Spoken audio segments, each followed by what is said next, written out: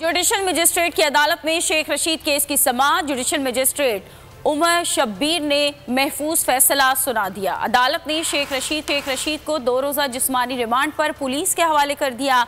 अदालत ने प्रोसिक्यूटर की 8 रोज़ा जिस्मानी रिमांड की इस्तदा मुस्तरद कर दी। आसिफ जरदारी पर इमरान खान के कत्ल की साजिश करने के बयान पर शेख रशीद के खिलाफ मुकदमा थाना अब्बाना में दर्ज है।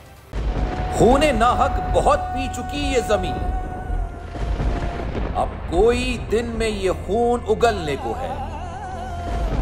खत्म हो जाएगी ये तमाशागरी, वक्त पलटेगा रोजे जजा की तरह। ये जो पेशावर में ताजा लहू है बहा, एक क़यामत करेगा फलक पर बपा। गम की सलमनाक घड़ी में बोल सानह पेशावर में शहीद होने वालों के लवाहिकीन के साथ है। सब्सक्राइब करें और बेल दबाएं ताकि कोई खबर रह न जाए।